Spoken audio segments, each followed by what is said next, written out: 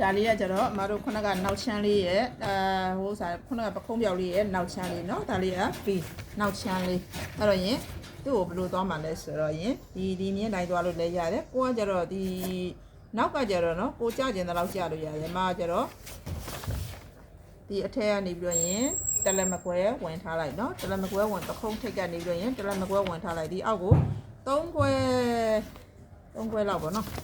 အဲ့3ခွဲချထားတဲ့နေထားလေးနဲ့ပဲမတို့သွားလိုက်ပေါ့နော်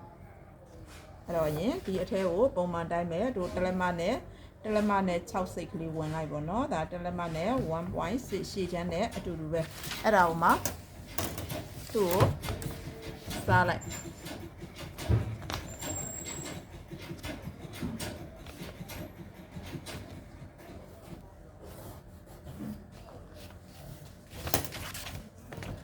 ဒီမှာအောက်ကို2စိတ်เนาะဒါလေးကကျတော့အမတို့ချိုင်းလေးတင်းမှာကြက်မှာဆိုလို့အောက်ကို2စိတ်ကလေးစားလိုက်တာเนาะအဲ့ဒါလေးကိုသဘောပေါက်စေချင်တယ်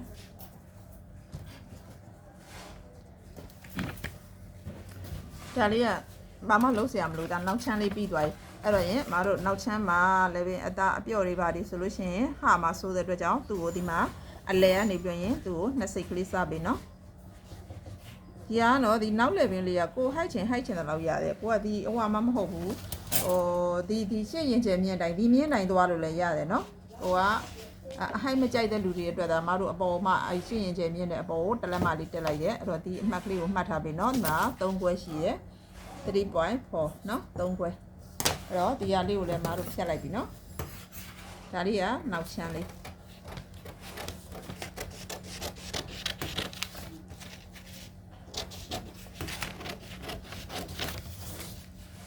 ဒါစားလုပ်လိုက်ပြီနော်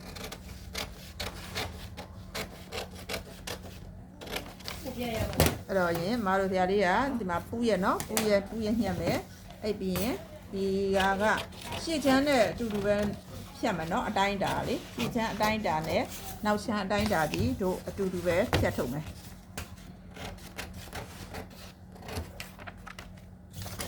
ဒီမှာလေဒါကပူးရဲ့တစ်စုံညှက်ပေးရမယ်เนาะဒီအောက်ဆက်ကတော့အောက်ဆက်မတူဘူးเนาะဒီလိုလေးညှက်ပေးရအောင်ဒါအဲ့တော့ရင်ဟိုက B1 တရားဒီ B2 ဒီမှာပူးရဲ့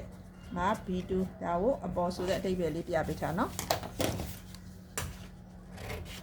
ဒီဟာလေးကအမကိုပူးရဲ့တစ်စုံညှက်ပေးเนาะဒီရှင်းမှာပူးရဲ့ထားပြီးအပေါ်မှာပြန်ဆက်ဖို့ချုပ်စာလေး၄စိတ်ပြန်ပြီးတော့ရင်ထည့်ပေးပါเนาะ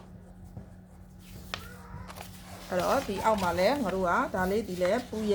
ရက်တစ်စုံညှက်ပေးရမယ်ဒီဟာက B1 ဒီဟာကိုအပေါ်လို့သတ်မှတ်ထားပြန်ပြီးတော့ရင်ဖြတ်လိုက်တဲ့အမှန်တည်းပြန်ဆက်ဖို့အမားတို့ချုပ်စာလေးပြန်ပြရင်၄စိတ်လေးထည့်ပေးเนาะဒီအပေါ်မှာလဲပြန်ပြရင်ဆက်ဖို့မှာ၄စိတ်ချုပ်စာလေး၄စိတ်ပြန်ပြရင်အပေါ်ကိုလဲထည့်ပေးเนาะဂျိုင်းရတော့ရင်ထည့်တရားမလိုဘူးเนาะအဲ့တော့ဒါလေးရသွားပြီဆိုတော့အမားတို့လက်ကလေးတစ်ချက်ဆွဲပြပေးမယ်เนาะလက်ကကြတော့သူကအပေါ်ကတရေချိုးအပေါ်တရေချိုးအောက်ကအပြားစီလေးเนาะအပြားစီလေးဆိုတော့ရင်ဒီကိုလိုချင်တဲ့လက်အရှိအမတို့တစ်ချက်သာဟိုလောက်ထားပေးမယ်เนาะလက်ကသူ့ရဲ့အပြားလေးကလည်းတလက်မပြားလေးပါပဲတော့တလက်မပြားလေးဂျိုင်းကသူဖောက်ထားတဲ့ဂျိုင်းကဘယ်လောက်ခွန်ခွဲเนาะခွန်ခွဲအဲ့တော့ရင်အမတို့ဒီမှာခွန်ခွဲတစ်ချက်เนาะခွန်ခွဲလေးဆွဲထားပေးမယ်လက်အရှိကကြတော့ရင်လက်အရှိကကြတော့မှ30ခွဲနဲ့ပဲသွားလိုက်မယ်เนาะ10ခွဲအောက်မှာလဲသူကအပြားတလက်မပါသေးရเนาะလက်ဆွဲလို့ရှိရင်အမတို့လိုချင်တဲ့လက်အရှိကနေပြီးရင်3လက်မလေးထပ်ပြီးပေါင်းပြီးเนาะကိုလိုချင်တာကထားပါတော့အမတို့ဟိုရှိရဆိုလို့ရှိရင်လိုချင်တာ9လက်မရှိရเนาะလိုချင်တာ9လက်မဆိုလို့ရှိရင်3လက်မလေးထပ်ပေါင်းပြီး3လက်မဆိုလို့ရှိရင်10လက်မအပေါ်ချုပ်စာ4သိန်းနဲ့ဆိုလို့ရှိရင်10ခွဲเนาะအဲ့တော့ဒါဒီတိုင်းလေးရသွားပြီအဲ့တော့ငါတို့ကဒါဘာဖြစ်မလဲဆိုတော့တရားကလိုချင်တဲ့လက်အရှိမှာအမတို့3လက်မှာပေါင်းခဲ့တာအဲ့3လက်မှာဘာဖြစ်လို့ပြပေါင်းရလဲဆိုရင်သူကပခုံးပြောက်ဖြစ်တဲ့အတွက်ကြောင့်ပခုံးဒီလက်ရဲ့ပခုံးလက်ရဲ့ဟိုကနေပဲပခုံးနဲ့သွားမှာမဟုတ်အဲ့ဒါကြောင့်မို့ဒီအရှိက3လက်မှာလေးပေါင်းပေးရပါတယ်เนาะကိုလိုဆိုလို့ရှိရင်အဲ့လက်ကြီးကတိုးတက်သွားလို့ရှိရင်ကိုလိုချင်တဲ့လက်အရှိကိုမရတော့ဘူးအဲ့ဒါကြောင့်လိုချင်တဲ့လက်အရှိကိုရချင်လို့ရှိရင်အမတို့3လက်မှာလေးထပ်ပြီးရင်ပေါင်းပေးเนาะအဲ့တော့ဒီကနေပြီးရင်သူက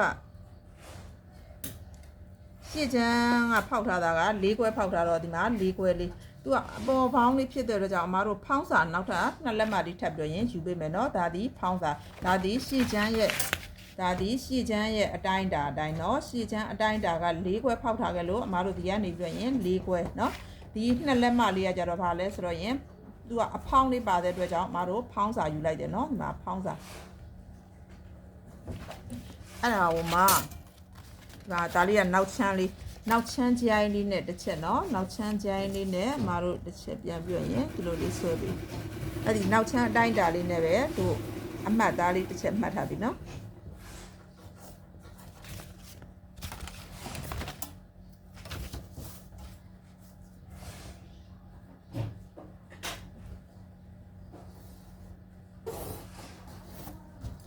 ဒါရသွားပြီနော်အဲ့တော့ရင် तू ကအောက်ကအဖောင်းပါသေးရနော်အောက်ကအဖောင်းပါသေးရ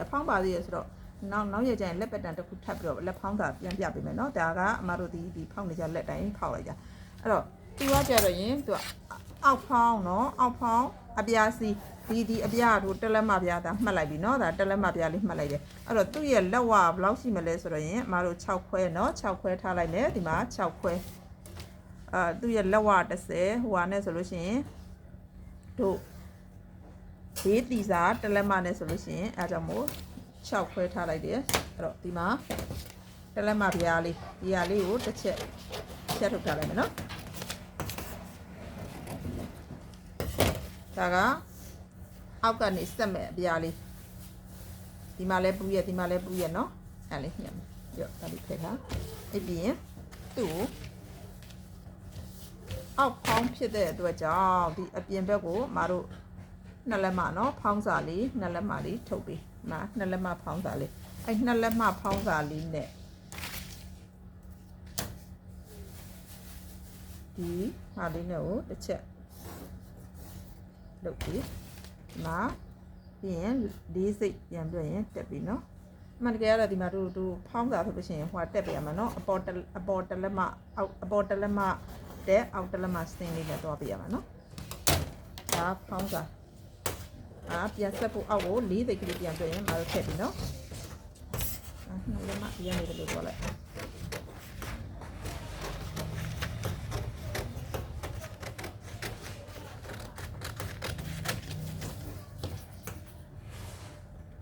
ဒါရရနော်ခု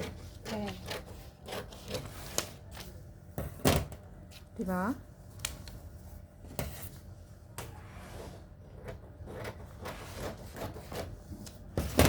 ဒါပြန်ပြရင်မတို့အောက်ကအဖောင်းစာပြန်ဆက်ရအောင်မဖြစ်တဲ့အတွက်ကြောင့်ညှက်ရင်၄သိက်ကလေးညှက်ပြီနော်ဒီဟာလေးကိုပူရဲ့ဒီမှာရလဲတို့ကအပေါ်ကိုချုပ်စာ၄သိက်ပြန်ပြရင်ထည့်ပြီနော်ဒီမှာတော့ဒီပူရဲ့ဒီမှာပူရဲ့နော်ဒါလေးတစ်စုံမရသွားပြီဒါဒီလဲအပေါ်ပေါင်းအောက်ပေါင်းအပြားစီးပတန်လေးနော်အားလုံးပဲအဆင်ပြေကြပါစေ